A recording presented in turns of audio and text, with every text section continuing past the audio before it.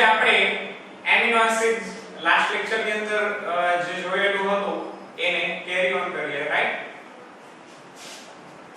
ખાસ કરીને મિત્રો એમિનો એસિડ્સ જે છે તમને સમજવામાં કદાચ ક્યાંક આવેલું કે એમિનો એસિડ્સ શા માટે જરૂરી છે, તો કે આપણા બોડીની અંદર જે કોઈ બી પ્રાઇમરી રિક્વાયરમેન્ટ્સ છે, ખાસ કરીને તમે આવું સાંભળ્યું હશે સિંગર તો કે ભાઈ શરીરમાં ઘસારાની અનુભૂતિ લાગે, શરીરમાં ઘસારાની અનુભૂતિ લાગે અને એ ઘસારાની અનુભૂતિને પહોંચી વળાય ઘસારો જે થતો હોય. ઓકે મિત્રો, આપણે જાણીએ કે આપણું બોડી જે છે એ સતત યુટિલાઇઝ થઈ રહ્યું છે, સતત એની અંદર કામ ચાલે છે.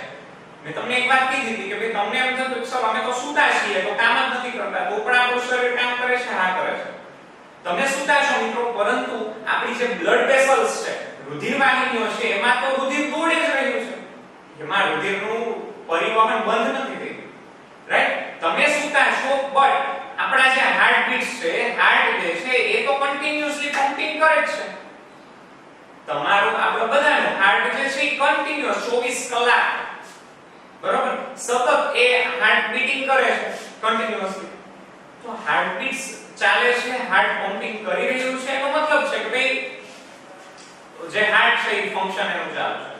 કિડની જે છે મિત્રો આપણું મૂત્રપિંડ, એમાં સતત જે બ્લડ જે છે એ સતત એ બ્લડનું ફિલ્ટર થઈ રહ્યું છે, રાઈટ? તો એ જે ફિલ્ટરેશનની પ્રક્રિયા જે છે એ સતત ચાલુ છે 24 કલાક. એનો મતલબ છે મિત્રો કે આપણા જે ઇન્ટરનલ ઓર્ગન્સ છે એ બધા જ કામ કરી રહ્યા છે, પણ એક ઓર્ગન છે કે જે કામ મીન્સ આપણે કહી શકીએ કે આપણા હાથ છે, પગ છે, બરોબર, એને આરામ છે, એ રિલેક્સ મોડમાં છે, રાઈટ? આપણું બ્રેઇન જે છે મિત્રો 24 કલાક એક્ટિવ હોય છે. આપણું બ્રેઇન જે છે, હવે તમને એમ થાય સર અમે રાત્રે તો સૂઈ જાય છે, તમે વિચારતા જ નથી. મિત્રો વિચાર તો ચાલે છે, તો પણ ત્યારે પણ મગજ તમારું કામ કરે છે, જેને આપણે નાઇટમેર્સ કહીએ છીએ, રાતના આવતા સ્વપ્ન જોઈએ છે. તો એ રાત્રે આવતા જે સ્વપ્નાઓ જોઈએ છે મિત્રો એ શું છે? એ સ્વપ્ન જે છે એની અંદર આબેહૂબ આખું તમને ફિલ્મ દેખાતું હોય છે, રાઈટ? તો આખી પટ્ટી થોડીક વારમાં તો કેટલાય જન્મોની આખી યાત્રા પૂરી થઈ જતી હોય છે. તો એ જે સ્વપ્ન છે એ સ્વપ્ન એ કંઈ નથી, તમારું મગજ જે છે આવું દ્રશ્ય અને શ્રાવ્ય આખો એક પિક્ચર ક્રિએટ કરે છે, રાઈટ? અને એ મૂવી તમે આખું જોઈ લો છો. સમજાય છે મારી વાત? એનો મતલબ છે કે સુતા છીએ ત્યારે પણ સ્વપ્ન આવે છે, ઇટ મીન્સ કે આપણું બ્રેઇન જે છે એ એક્ટિવેટેડ છે, રાઈટ? આપણું મગજ જે છે એ બધું જાણે છે, સમજતું હોય છે, એ એવું પ્રોજેક્શન કરતું હોય છે. ઓકે, તો મિત્રો આજે આપણે એ વાત કરવી છે કે ભાઈ બોડી જે છે, શરીર જે છે એ સતત કામ કરી રહ્યું છે, તો એની અંદર ઘસારો લાગવાનો છે અને એ ઘસારાની પૂર્તતા માટે, એનું સમારકામ કરવા માટે, રાઈટ? તો એના માટે જરૂરી છે એમિનો એસિડ્સ. એ પ્રક્રિયા માટે જરૂરી છે એમિનો એસિડ્સ. ઓકે, તો આ એમિનો એસિડ્સ અતિ અગત્યના છે અને એ એમિનો એસિડ્સ વિશે આપણે લગભગ થોડી ઘણી એવી ચર્ચાઓ કરેલી છે કે ભાઈ એની અંદર એમિનો સમૂહ છે, કાર્બોક્સિલ સમૂહ છે.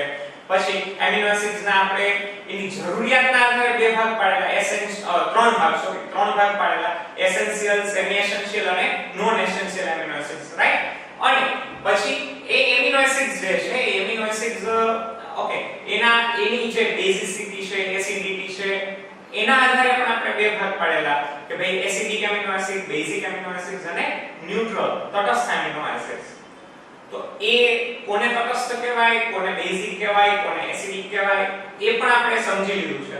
હવે આ એમિનો એસિડ્સ ના ટોપિકને આગળ વધારીએ તો એમિનો એસિડ્સ જે છે એ એમિનો એસિડમાં તમને ખાસ ખ્યાલ પડે તો બે સમૂહ રહેલા હતા, એક એમિનો સમૂહ અને એક એસિડિક સમૂહ, રાઈટ? એમિનો એસિડનું પ્રાઇમરી સ્ટ્રક્ચર આપણે બધા જાણીએ છીએ. C H 2 COOH, right? તો મિત્રો તમને ખ્યાલ પડે કે અહીંયા જો આ એસિડિક સમૂહ છે, એસિડિક સમૂહ એક H+ ગુમાવે તો અહીંયા કયો આન્સર છે? ઋણ. એ જ રીતે મિત્રો અહીંયા NH2 જે છે NH2 ની જગ્યાએ NH3+ થાય, NH3 થાય તો અહીંયા કયો આયન લાગે? ધન આયન. તો મિત્રો એક જ એમિનો એસિડ પોતાની એક બાજુએ ઋણ આયન ધરાવતો હોય ને બીજી બાજુએ ધન આયન ધરાવતો હોય. એક જ એમિનો એસિડમાં બે પ્રકારના આયનીકરણની સંભાવના છે, બે પ્રકારના આયનોને ઉત્પન્ન કરવાની કેપેસિટી ધરાવે છે. માટે આપણે એને કેવા કહેશું? ઝ્વિટર આયન કહેશું. કેવા કહેશું? Zwitter ion. ઝ્વિટર આયન એટલે શું મિત્રો? તો કે એક જ એમિનો એસિડ એકી સાથે આ બે પ્રકારના આયનીકરણ અથવા આયનીકૃત થવાની શક્યતાઓ ધરાવે છે.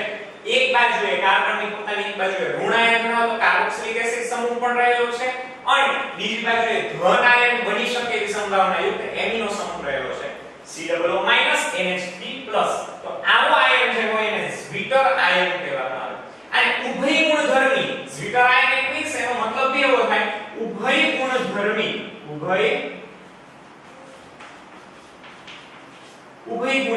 ઉભય ગુણીનો મતલબ શું? તો કે એકી સાથે ધન આયન અને ઋણ આયનો આ બંનેની સંભાવનાઓ એક સાથે છે માટે એને ઉભય કહેવાય. ઉભય એટલે બે, રાઈટ? આપણે ઉભયજીવી શબ્દ વાપરીએ તો ઉભયજીવીનો મતલબ શું? પાણીમાં પણ રહી શકે, જમીનમાં પણ રહી શકે. એવી રીતના આ એમિનો એસિડ જે છે એ ઋણ આયનિક પણ બની શકે અને ધન આયનિક પણ બની શકે. તો એટલે એને ઉભય ગુણી આયન કહેવામાં આવે, માટે એને ઝ્વિટર આયન કહેવામાં આવે છે. બીજી વાત મિત્રો, એમિનો એસિડ જે છે એ એકબીજા સાથે ફરી પાછું આપણે નોર્મલ એમિનો એસિડ બનાવી દઈએ.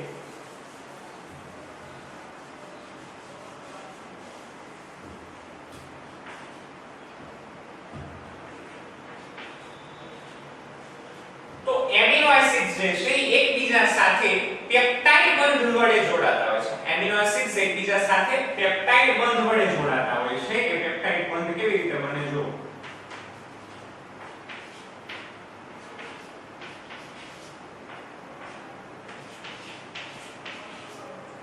મિત્રો અહીંયા બે એમિનો એસિડ્સ જે છે એ બે એમિનો એસિડ્સ ને એકબીજા સાથે પેપ્ટાઇડ બંધથી જોડવા હોય તો શું થશે? તો કે આ NH2 માંથી એક હાઇડ્રોજન આયન દૂર થશે. એક હાઇડ્રોજન આયન અને અહીંયાથી એક OH હાઇડ્રોક્સિલ સમૂહ દૂર થશે, રાઈટ? તો અહીંયાથી OH સમૂહ, અહીંયાથી H સમૂહ. તો H અને OH મળીને શું બને મિત્રો? H2O. H2O રિમૂવ થશે અને આ બે એકબીજા સાથે જોડાઈ જશે. CONH, right? તો એનાથી બનતા બંધને આપણે કેવો બંધ કહેશું? તો કે પેપ્ટાઇડ બોન્ડ.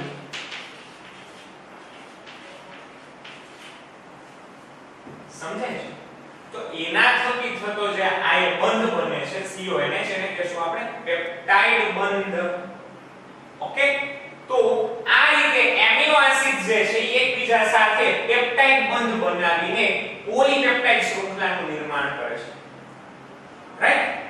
એમાં પણ બે પ્રકાર છે, મોનોમેરિક પ્રોટીન્સ અથવા મોનોમેરિક પોલીપેપ્ટાઇડ અને પોલિમેરિક પોલીપેપ્ટાઇડ્સ. ચલો એના વિશે પણ ચર્ચાઓ કરશું, પણ પહેલા આ ક્લિયર તમને થઈ જવું જોઈએ કે બે એમિનો એસિડ્સ એકબીજા સાથે પેપ્ટાઇડ બંધનું નિર્માણ કેવી રીતે કરે છે? તો કે અહીંયા કાર્બોક્સિલિક એસિડમાંથી હાઇડ્રોક્સિલ સમૂહ દૂર થાય છે, એમિનો સમૂહમાંથી એક હાઇડ્રોજન દૂર થાય અને મળીને પાણીનો, ટૂંકમાં એક પાણીનો અણુ દૂર થાય, નિર્જલીકરણની પ્રક્રિયા થાય, ડિહાઇડ્રેશન થઈને CO અને NH એકબીજા સાથે પેપ્ટાઇડ બંધ વડે જોડાઈ જાય છે. મિત્રો આમ વિચાર કરો તો આમ લાંબી શૃંખલા બની જાય, રાઈટ? અને આની અંદર બે એન્ડ બચે. તમને ખ્યાલ આવે ને તો બે એન્ડ બને. આની લાંબી શૃંખલા કઈ રહે જાય આપણે? ચલો હજી એક આપણે આ એમિનો એસિડ જોડીએ, અહીંયા ધ્યાન આપો તો આવું થઈ જાય.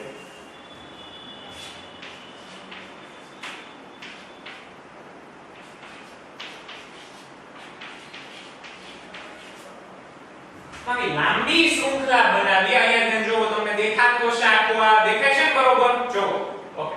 તો આ જે લાંબી શૃંખલા બને છે એ આખી લાંબી શૃંખલા જે બનવી, તો એના કારણે શું થશે? તો કે એક પોલીપેપ્ટાઇડ શૃંખલા બનશે, રાઈટ? પોલીપેપ્ટાઇડ એટલે ઘણા બધા એમિનો એસિડ એકબીજા સાથે પેપ્ટાઇડ બંધ વડે જોડાઈને બનતી રચના. તો આ પોલીપેપ્ટાઇડ ની અંદર મિત્રો શું જોવા મળશે? તો કે આ પોલીપેપ્ટાઇડ ની અંદર તમને એવું જોવા મળશે કે ખાસ કરીને એક બાજુનો એન્ડ જે છે એને એન્ડ ટર્મિનલ કહેશું આપણે. આને શું કહેવાય? And terminal. સારું? તો કે આ છેડો કોઈ પણ પેપ્ટાઇડ શૃંખલા હોય તો પેપ્ટાઇડ શૃંખલાનો કોઈ પણ એક છેડો હશે ને NH2 સમૂહ ધરાવતો હશે અને બીજો સમૂહ જે હશે એ ટર્મિનલ કહેશું આપણે એને. શા માટે સી ટર્મિનલ? તો કે બીજો છેડો જે છે એ બીજો છેડો કાર્બોક્સિલ સમૂહ ધરાવતો છે. તો એક છેડો એમિનો સમૂહ ધરાવતો હોય એન ટર્મિનલ છે, બીજો છેડો કાર્બોક્સિલ સમૂહ ધરાવતો હોવાથી એને સી ટર્મિનલ કહેવામાં આવે છે. રાઈટ? તો મિત્રો આ રીતના એક છેડે એમિનો સમૂહ હશે એટલે એન ટર્મિનલ, બીજા છેડા ઉપર ગમે એટલી લાંબી શૃંખલા મિત્રો જો અહીંયા મેં 3 એમિનો એસિડ્સ ને એકબીજા સાથે જોડ્યા છે. 300 હોય ને તો પણ પહેલો એક એમિનો સમૂહ હશે અને છેવાડે કાર્બોક્સિલ સમૂહ હશે. રાઈટ? તો આ વાતની તમને ખબર હોવી જોઈએ. તો આના આધારે એન ટર્મિનલ શું છે, સી ટર્મિનલ શું છે, એ ટર્મિનોલોજી તમારા ટેક્સ્ટબુકમાં આવે છે તો તમને હવે ખ્યાલ આવી જોઈએ. રાઈટ? તો આ જે છે પેપ્ટાઇડ બંધ કેવી રીતે બને, નિર્જલીકરણની પ્રક્રિયા થાય છે, કાર્બોક્સિલિક એસિડનો હાઇડ્રોક્સિલ સમૂહ OH ગ્રુપ, એમિનો સમૂહનો એક હાઇડ્રોજન OH અને H બંને થઈને H2O નો અણુ દૂર થાય, બંને વચ્ચે બોન્ડિંગ થાય, પેપ્ટાઇડ બોન્ડ બને. રાઈટ? અને આવી રીતના આખો આ જે પ્રોટીનનો અણુ બને છે અથવા પોલીપેપ્ટાઇડ શૃંખલા બને છે. ઓકે? તો એ તમે હવે જાણો છો. મિત્રો આ પોલીપેપ્ટાઇડ બને છે. Polypeptide, there are two types of polypeptides, monomeric proteins and polymeric proteins. ચલો જોઈએ. આ પોલીપેપ્ટાઇડ શૃંખલા બનવી એ પોલીપેપ્ટાઇડ ને જ પ્રોટીન્સ કહી શકાય. પોલીપેપ્ટાઇડ ને જ પ્રોટીન નું એક સ્વરૂપ કેવું હોય તો કહી શકાય. રાઈટ? તો ચાલો હવે પ્રોટીન વિશે જાણીએ.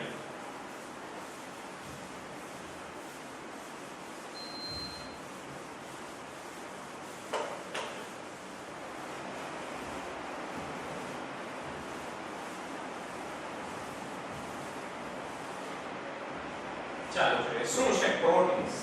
અહીંયા હવે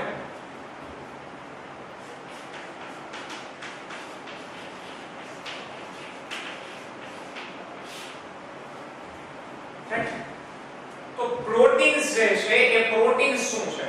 તો કે પ્રોટીન જે છે એ પોલીપેપ્ટાઇડ શૃંખલાઓ છે અથવા પેપ્ટાઇડ શૃંખલાઓ છે કહી શકાય. તો એમિનો એસિડ્સ ના જે પોલીપેપ્ટાઇડ્સ છે એ મળીને પ્રોટીન્સ બને છે. તો એ પોલીપેપ્ટાઇડ ના બે પ્રકારો છે. there are two types of polypeptides.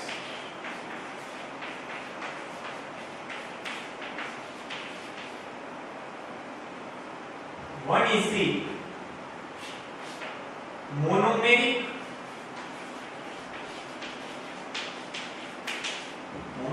proteins. The second one is the polymeric proteins. Monomeric proteins and polymeric proteins. મિત્રો મોનોમેરિક પ્રોટીન્સ જે છે એ માત્ર ને માત્ર only and only one polypeptide chain ના બનેલા હોય છે. મોનોમેરિક પ્રોટીન્સ જે છે એ માત્ર ને માત્ર એક જ પ્રકારના પેપ્ટાઇડ શૃંખલાના બનેલા હોય છે. ચલો આ રીતે અહીંયા જોઈએ આપણે થોડું.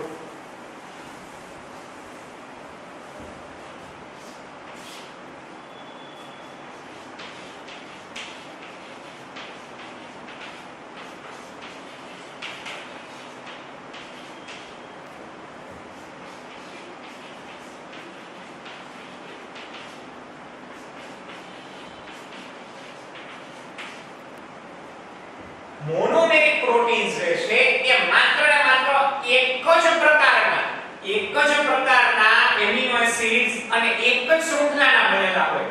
રાઈટ? તો એમ કહી શકાય monomeric proteins are only one peptide chain, contains only one peptide chain. માત્ર એક જ પેપ્ટાઇડ શૃંખલા ધરાવે છે. પોલિમેરિક પ્રોટીન્સ જે છે એ so many more than one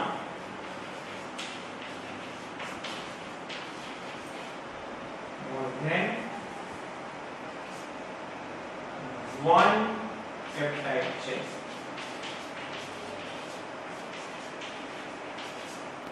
Polymeric proteins contains more than one peptide chains and monomeric protein contains only one peptide type છે, right? Monomeric proteins ના એક્ઝામ્પલ્સ માં આવશે લાઇસોસોમ્સ, સોરી લાઇસોઝાઇમ્સ. લાઇસોઝાઇમ્સ જે છે એ લાઇસોઝાઇમ્સ શું છે? લાઇસોઝાઇમ. તો મિત્રો લાઇસોઝાઇમ્સ જે છે એ એન્ટીબેક્ટેરિયલ પ્રોટીન્સ છે. ખાસ કરીને લાઇસોઝાઇમ જે હોય એ શું કામ કરે? તો કે લાઇસોઝાઇમ્સ આપણી લાળરસમાં આંસુઓ જે છે એ આંસુડામાં એમાં જોવા મળે છે. એ બેક્ટેરિસિડલ પ્રોપર્ટીઝ ધરાવે છે, એટલે કે બેક્ટેરિયાનો નાશ કરે. એટલે તમને ખ્યાલ હશે ક્યારેક આપણને કંઈક વાગ્યું હોય અને ત્યારે આપણી પાસે કોઈ પ્રાઇમરી ટ્રીટમેન્ટની કીટ ન હોય, રાઈટ? મેડિકલ ટ્રીટમેન્ટ કીટ, તો એ સમયે આપણે લાગ્યું છે તો શું કરીએ છીએ?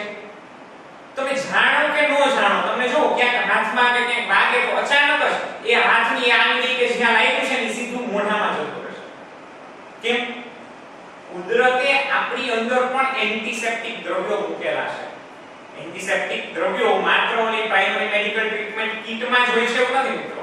ભગવાને આપણને પણ એન્ટિસેપ્ટિક એ ક્રીમ જે કયો કે જે કયો તે એની સાથે આપણને મોકલેલા છે.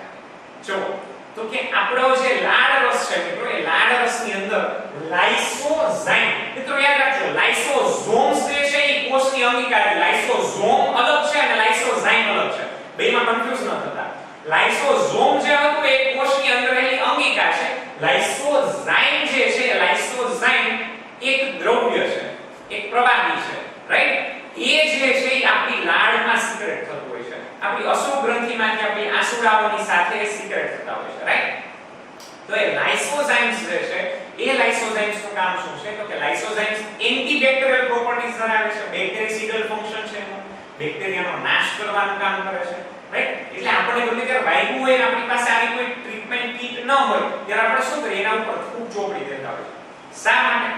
ફૂગ લગાડવું એ કોઈ ગોબરા વેડા, હા એમનો ફૂગના ઓલા ગુબારા ઉડાડવા એ ગોબરા વેડા છે, પણ જ્યારે હકીકતે તમને કંઈક વાગ્યું છે તો એ સમયે આપણે જે લાળ આપણે ચોપડી દે, આપણી ફૂગ જે છે એને લગાવીએ છે, એ સારી વાત છે. કારણ કે આપણી લાળ જે છે, ફૂગ જે છે એની અંદર એન્ટિસેપ્ટિક દ્રવ્ય, એન્ટીબેક્ટેરિયલ દ્રવ્ય લાઇસોઝાઇમ રહેલું હોય છે. માટે આપણે એના ઉપર ફૂગ લગાવતા હોય છે, જેથી તે જગ્યા ઉપર કોઈ બેક્ટેરિયલ ઇન્ફેક્શન કરી શકે, એવા બેક્ટેરિયાનો ગ્રોથ નહીં થાય, રાઈટ? તો એ બેક્ટેરિયલ ગ્રોથને અટકાવવા માટે આપણે લાળને લગાવી દઈએ છીએ. તમને ખ્યાલ હશે, ખાસ કરીને આપણે જે પૂર્વજો હતા ગઈડાઓ, એ લોકો ધાધર હતી ને, તો એ ધાધરની ઉપર પોતાનું સવારનું જે વાસી ફૂગ જે હોય લાળ બરોબર એ લગાવતા. કેમ? એને ઈ નહોતી ખબર કે એની અંદર લાઇસોઝાઇમ્સ નામનું દ્રવ્ય રહેલું છે. લાઇસોઝાઇમ જે છે એ ફૂગનો પણ નાશ કરે છે, રાઈટ? તો ધાધર કે ખરજ હોય તેના ઉપર પણ વાસી લાળ જે છે સવારનો ઉઠતાની વેત જે લાળ હોય એને લગાડવાનું ઘણા બધા વૃદ્ધો આવો એક્સપેરિમેન્ટ કરતા અને એને સારું પણ થઈ જતું, રાઈટ ફ્રેન્ડ્સ? તો લાઇસોઝાઇમ જે છે એ માત્ર એક જ પેપ્ટાઇડ શૃંખલા ધરાવે છે અને એક જ પેપ્ટાઇડ શૃંખલાની બનેલી હોય છે. ઓકે? બીજું છે લાઇસોઝાઇમ્સ પ્લસ માયોગ્લોબિન. માયોગ્લોબિન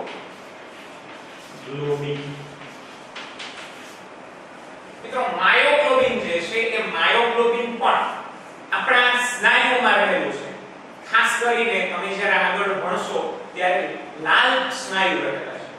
આપણા મસલ્સ ની અંદર એક રેડ મસલ્સ રહેલા છે કે જે સતત શું કરે છે? તો કે સતત એ ઝારક શ્વસન કરે છે. ઝારક શ્વસન એટલે તમે જાણો છો ઓક્સિજનની હાજરીમાં એટીપી નું નિર્માણ કરી શકે એવા. તો એ જે છે એની અંદર માયોગ્લોબિન નામનું પ્રોટીન રહેલું છે. એ સ્નાયુઓની અંદર માયોગ્લોબિન નામનું પ્રોટીન રહેલું છે અને આ માયોગ્લોબિન છે ને મિત્રો ઓક્સિજનને આમ ઝઘડીને પોતાની પાસે રાખે. એની ઓક્સિજન બાઇન્ડિંગ કેપેસિટી બહુ સારી હોય છે. માયોગ્લોબિન હોય એટલે આજુબાજુના દરેક ઓક્સિજનને પોતાની પાસે ખેંચી લે. જેમ આપણે નાના હતા તમે લોકો બરોબર, આપણે ત્યારે એવા પ્રયોગ કરતા, એક બહુ જ મોટો ચુંબક લઈ લેતા આપણે, રાઈટ? અને એ ચુંબકને રાખી અને ફરતે લોખંડના કણીઓની ભૂકી રાખી હોય આમ વેરીએ ફટાક તેરી બધી ક્યાં છોટી જાય? ઓલા મોટા ચુંબકની ફરતે છોટી જાય. કેમ? તો કે ચુંબક જે છે એ ઓલા લોખંડના દરેક કણોને પોતાની તરફ બહુ જ પ્રબળ રીતે આકર્ષે છે અને પોતાની પાસે ખેંચી લે છે. સેમ લાઈક ધીસ મિત્રો. સમજી લો માયોગ્લોબિન પ્રોટીન એ ચુંબક છે, માયોગ્લોબિન પ્રોટીન એ ચુંબક છે અને આજુબાજુના દરેક ઓક્સિજનને પોતાની પાસે ખેંચી લે છે અને એની સાથે ઝઘડી રાખે છે, રાઈટ? તો માયોગ્લોબિન્સ જે છે એ આપણા સ્નાયુઓમાં મસલ્સમાં આવેલા હોય છે અને એની ઓક્સિજન બાઇન્ડિંગ એફિનિટી અથવા ઓક્સિજન બાઇન્ડિંગ કેપેસિટી બહુ જ સારી હોય છે, ઓક્સિજન સાથે જોડાવાની ક્ષમતા બહુ જ જબરદસ્ત હોય છે, રાઈટ? એટલે જ ભગવાને આપણા સ્નાયુઓમાં માયો કરી દીધા. કેમ? તો કે આજુબાજુના કોઈ પણ ઓક્સિજન એ ખેંચી લે. કારણ કે વધુ ને વધુ કામ ક્યાં હોય મિત્રો? મસલ્સમાં. વધુ ને વધુ કામ કોણ કરતા હોય? આપણા શરીરમાં વધુ ને વધુ કામ કરનાર હોય તો એ બધા સ્નાયુઓ છે, રાઈટ? અને સ્નાયુઓને વધુ કામ કરવું પડે તો વધુ ઊર્જાની જરૂર પડે અને વધુ એટીપી કેવી રીતના મળે? ઓક્સિજનની હાજરીમાં, જેને આપણે કે આગળ ભણશું, બરોબર? રાઈટ છે. તમે 14મા ચેપ્ટરની અંદર શ્વસન નામનું ચેપ્ટર તમારે 14મું આવશે, એની અંદર આપણે ઓક્સિડેટિવ ફોસ્ફોરાઇલેશન ને બધું જોઈશું. ત્યારે તમને ખ્યાલ પડશે કે ઓક્સિજનનો શું રોલ છે. ઓકે, એટીપી ક્રિએટ કરવામાં, ઊર્જા બનાવવામાં ઓક્સિજનનો શું રોલ છે એના વિશેની આપણે દરેક ચર્ચાઓ કરીશું. તો એ જે છે એ માયોગ્લોબિન જે છે એ માયોગ્લોબિન પણ ઓક્સિજનની સાથે બાઇન્ડિંગ એફિનિટી બહુ જબરદસ્ત ધરાવે છે. તે બંને જે છે મિત્રો એ કેવા છે? તો કે મોનોમેરિક પ્રોટીન છે. only one peptide chain contains. It contains only one peptide chain. એ માત્ર એક જ પેપ્ટાઇડ શૃંખલા ધરાવે છે. માત્ર એક જ પેપ્ટાઇડ શૃંખલા ધરાવતા હોવાથી તેને મોનોમેરિક પ્રોટીન્સ કહેવાય. એના એક્ઝામ્પલ્સ છે લાઇસોઝાઇમ્સ, માયોગ્લોબિન એટસેટ્રા એટસેટ્રા. પછી પોલિમેરિક પ્રોટીન્સ. પોલિમેરિક પ્રોટીન્સ કોને કહેવાય? તો કે more than one peptide chain contains. It contains more than one peptide chain. એ એક કરતા વધુ પેપ્ટાઇડ શૃંખલા ધરાવે છે. જેમ કે એમની પાસે ઓકે પોલિમેરિક પ્રોટીન્સ જે છે એના એક્ઝામ્પલ્સમાં આપણે જોઈએ તો હિમોગ્લોબિન. ચલો એક બેસ્ટ એક્ઝામ્પલ્સ કહો તમે. હિમોગ્લોબિન.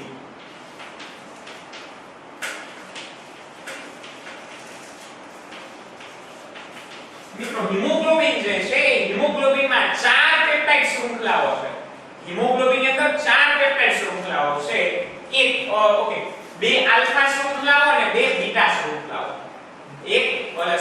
બે આલ્ફા શૃંખલાઓ અને 2 બીટા શૃંખલાઓ. એમ 4 શૃંખલાઓ છે. આલ્ફા શૃંખલાઓ 2 છે અને બીટા શૃંખલાઓ 2 છે, રાઈટ? તો હિમોગ્લોબિન જે છે કે પોલિમેરિક પ્રોટીન્સ કહેવાય. બીજું એની પાસે એક કરતા વધારે પેપ્ટાઇડ શૃંખલા ધરાવે છે, રાઈટ?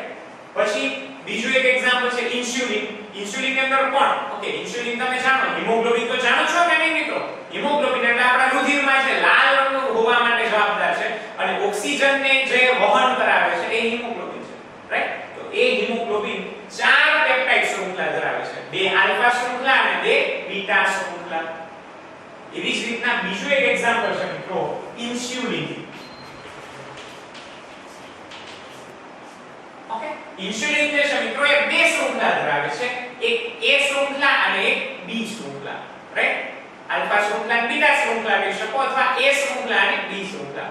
તો એવી રીતે ઇન્સ્યુલિન 2 પેપ્ટાઇડ શૃંખલા ધરાવે છે અને હિમોગ્લોબિન 4 પેપ્ટાઇડ શૃંખલા ધરાવે છે. 2 આલ્ફા શૃંખલા, હિમોગ્લોબિનમાં 2 આલ્ફા શૃંખલાઓ અને 2 બીટા શૃંખલા હોય છે. ઇન્સ્યુલિનમાં 1 આલ્ફા શૃંખલા અને 1 બીટા શૃંખલા જોવા મળે છે, રાઈટ? તો હિમોગ્લોબિન અને ઇન્સ્યુલિન કેના એક્ઝામ્પલ્સ છે? પોલિમેરિક પ્રોટીનના. શા માટે પોલિમેરિક પ્રોટીન્સ એટલે શું? ફરીથી યાદ કરો મિત્રો. તો કે મોર ધેન વન પેપ્ટાઇડ છે. એક કરતા વધુ પેપ્ટાઇડ શૃંખલા ધરાવતા હોય તો એને આપણે પોલિમેરિક પ્રોટીન્સ કહીશું. ઓકે, તો મિત્રો અહીંયા આપણે પોલીપેપ્ટાઇડના પેપ્ટાઇડ શૃંખલાઓ કેટલી છે, પેપ્ટાઇડ શૃંખલાઓ કેટલી છે, કેવી રીતના જોડેલી અને પ્લસ કયા પ્રકારના. અને આમાં પ્રકાર પણ એક જ છે. મોનોમેરિક પ્રોટીન્સમાં એક જ પ્રકારના એમિનો એસિડ્સ એકબીજા સાથે જોડાઈને શૃંખલા બનાવતા હોય, જ્યારે પોલિમેરિક પ્રોટીન્સમાં એક કરતાં વધુ પ્રકારના એમિનો એસિડ્સ એકબીજા સાથે જોડાઈને લાંબી શૃંખલા બનાવતા હોય છે, રાઈટ? તો એ પણ તમને સમજાય. હવે બીજું જોઈએ, પ્રોટીનના બીજા બે પ્રકારો આપણે જોવા છે. હજી આમ તો પ્રોટીનના ઘણા પ્રકારો છે.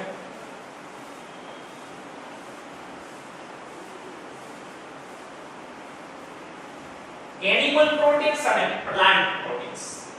એની અંદર રહેલા એમિનો એસિડ્સ ના આધારે બે પ્રકાર પડે છે. ફર્સ્ટ ક્લાસ પ્રોટીન, એને આમ કહેવામાં આવે છે ફર્સ્ટ ક્લાસ પ્રોટીન,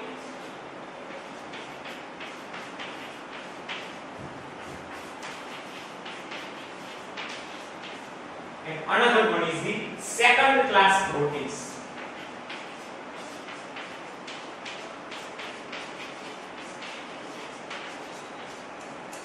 મિત્રો ફર્સ્ટ ક્લાસ પ્રોટીન્સ એટલે શું? તો કે all the animal proteins are the first class proteins. શા માટે? તો કે first class proteins જે છે it contains essential and non essential both are amino acids, right? એનો મતલબ છે first class protein માં આવશ્યક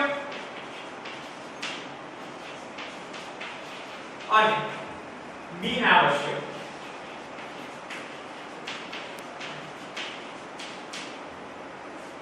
એ બંને પ્રકારના એમિનો એસિડ્સ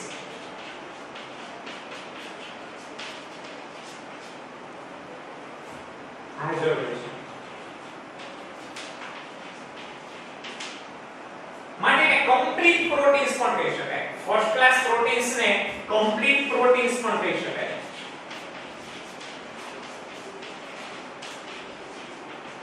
રાઈટ? તો મિત્રો આપણે જે દૂધ ખાય છે, દહીં ખાય છે, એ બધું શું છે મિત્રો? એનિમલ પ્રોટીન્સ છે. રાઈટ? દૂધ, દહીં, પનીર, ચીઝ એ બધું એનિમલ પ્રોટીન્સ છે. તો એનિમલ પ્રોટીન્સ જે છે એ છે સાઉથ ઇન્ડિયા છે અથવા વેસ્ટ બેંગાલ ને બાજુ છે તો ત્યાં માછલી ખાય છે, માંસ ખાય છે, તો એ બધા એનિમલ પ્રોટીન્સ છે. રાઈટ? તો દરેક પ્રાણીજ પ્રોટીન એ બધા ફર્સ્ટ ક્લાસ પ્રોટીન્સ કહેવાય છે. એના એક્ઝામ્પલ્સમાં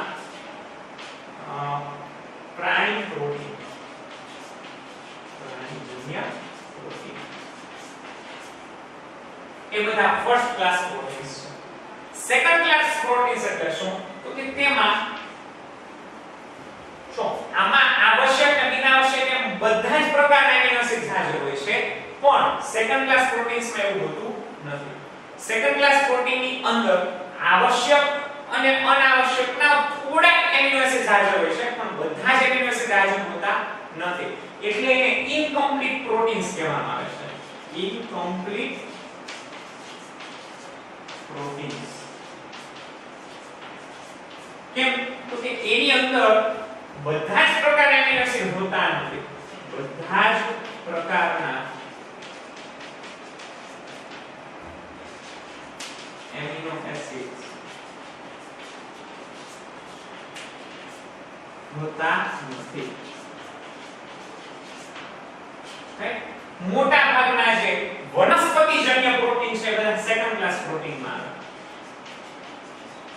વનસ્પતિજન્ય પ્રોટીન્સ. તો વનસ્પતિજન્ય પ્રોટીન્સ બધા એટલે છે એ એમાં સેકન્ડ ક્લાસ પ્રોટીન્સમાં આવશે, ઇનકમ્પ્લીટ પ્રોટીન્સમાં આવશે, જ્યારે ફર્સ્ટ ક્લાસ પ્રોટીન્સ જે છે એની અંદર બધા પ્રાણીજ પ્રોટીન્સ આવશે, એનો સમાવેશ થશે. ઓકે મિત્રો, તો આજે આપણે પ્રોટીનની અંદર મોનોમેરિક પ્રોટીન્સ અને પોલિમેરિક પ્રોટીન્સ એ જોયું. પછી first class proteins and second class proteins જોયું. હવે મિત્રો એની અંદર એની શૃંખલાઓ, એની અંદર એના બંધ, એના આધારે મિત્રો એની શૃંખલાઓ વચ્ચે રચાતા બંધો જે છે, પેપ્ટાઇડ શૃંખલાઓ વચ્ચે પણ બંધ રચાતા હોય છે. એના આધારે primary protein, secondary protein, tertiary protein, right? તો એ દરેક વિશે નેક્સ્ટ લેક્ચરની અંદર આપણે ચર્ચા કરશું અને આવતી વખતે પ્રોટીન્સના ટોપિકને આગળ વધારીશું. લગભગ છે આવતા વખતે પ્રોટીન આવતા લેક્ચરની અંદર પૂરું થઈ જશે, રાઈટ? આઈ થિંક સોમવારે તમારે લોકોને લેક્ચરમાં સોમવારે રજા રહેશે, કારણ કે આપણું જે સેન્ટર છે એ ત્યાં ગુજકેટ માટે તમારા જે સુપર સિનિયર્સ જેને કહી શકાય, રાઈટ, જેને 12મું કમ્પ્લીટ કરેલું છે એનું સેન્ટર અહીંયા નિર્મલ સાયન્સ સ્કૂલમાં આપેલું હોવાથી સોમવારે આઈ થિંક સોમવારે કદાચ રજા હશે. તો આપણે બુધવારે, રાઈટ, તો બુધવારે લગભગ છે પ્રોટીન વિષયમાં આખું બધું જ amino acids, protein, amino acids તો કમ્પ્લીટ થઈ જ ગયું છે. હવે પ્રોટીન વિશે પણ સંપૂર્ણ કમ્પ્લીટ કરશું. મિત્રો એવું બનશે તમારી ટેક્સ્ટબુકની અંદર એમિનો એસિડ્સ ક્યાંક આપેલું હશે, પ્રોટીન્સ ક્યાંક અલગ આપેલું છે, પણ આપણે જે ચાલીએ છીએ કે મારી જે ભણાવવાની પેટર્ન છે એવી છે કે જે ટોપિક લીધો છે આખા એ ટોપિકને ફૂલ ફ્લો કરી, રાઈટ, કે એ બધું જ કન્ટીન્યુઅસ તમે સમજો તો તમને બહુ સારું રહે. તમારી ટેક્સ્ટબુકમાં આવું આપેલું છે, એમિનો એસિડ આપ્યું હોય, પછી ન્યુક્લિક એસિડ આપ્યું હોય, પ્રોટીન પાછળથી આપેલું છે, પણ એવું આપણે કરતા નથી. જેવી રીતના આપણે કાર્બોદિતો ભણ્યા છે કે આખું કન્ટીન્યુઅસ, રાઈટ, કાર્બોદિત એટલે બધું જ કાર્બોદિત વિશે સંપૂર્ણપણે ભણી લીધું, એવી જ રીતે પ્રોટીન વિશે પણ સંપૂર્ણ ભણી લેશું. અને પછી આપણે લિપિડનો ભાગ લેશું અને પછી ન્યુક્લિક એસિડ્સ. એટલે જે ચાર તમારા મેજર અથવા તો કહી શકાય ઇમ્પોર્ટન્ટ બાયોમોલેક્યુલ્સ છે, carbohydrates, proteins, lipids and nucleic acids, right? તો એમાંના આપણે લગભગ આવતા વીક સુધીમાં બે એક તો પૂરું કરી નાખ્યું છે કાર્બોહાઈડ્રેટ, સેકન્ડ વન પ્રોટીન્સ જે છે એ પૂરું થઈ જશે અને પછી લિપિડ અને ધેન ન્યુક્લિક એસિડ્સ, રાઈટ? આ ફ્લોમાં આપણે ભણશું અને ન્યુક્લિક એસિડ્સ પૂરું થઈ જાય એટલે લગભગ તમારું બાયોમોલેક્યુલ્સ આખો ચેપ્ટર કમ્પ્લીટ થઈ જશે, રાઈટ ફ્રેન્ડ્સ? અને પછી આપણે 10મું ચેપ્ટર ભણશું કોષ વિભાજન. કોષ વિભાજન ભણવા માટે લગભગ 4 થી 5 લેક્ચરની જરૂર હશે. એટલે આખું એક યુનિટ જે છે સેલ યુનિટ જે છે cell the structural and functional unit of the life, બરોબર? તો એ આખું પૂરું થઈ જશે. ઓકે? અને એ યુનિટ ખૂબ ખૂબ ઇમ્પોર્ટન્સ ધરાવે છે. યાદ રાખજો આ કોર્સના 3 ચેપ્ટર, આ કોર્સ યુનિટ જે છે તમારા ટેક્સ્ટ બુકમાં નંબર 3, ઓકે, ત્રીજા નંબર યુનિટ જે આ કોર્સ છે એ કોર્સ ભલે નાના 3 ચેપ્ટરો અંદર આવેલા છે, માત્ર 3 ચેપ્ટર હોવા છતાં એનું નીકની અંદર વેઇટેજ ખૂબ જાજુ છે, રાઈટ? આમાંથી આ 3 ચેપ્ટર કરો ને મિત્રો તો 3 ચેપ્ટર જે હું ભણાવું એ બધું જ વાંચી લો, પાકું કરી લો તમારા ટેક્સ્ટ બુક સાથે, તો એની અંદરથી લગભગ કોર્સમાંથી 6 જેટલા પ્રશ્નો પૂછાતા હોય છે, રાઈટ? 5 થી 6 પ્રશ્નો પૂછાતા હોય તો 5 જેટલા પ્રશ્નો પૂછાય તો 5 ચોક ને 20 થી 24 માર્ક સુધીની સંભાવનાઓ છે કે તમને કવર થઈ જાય. Okay friends, good bye.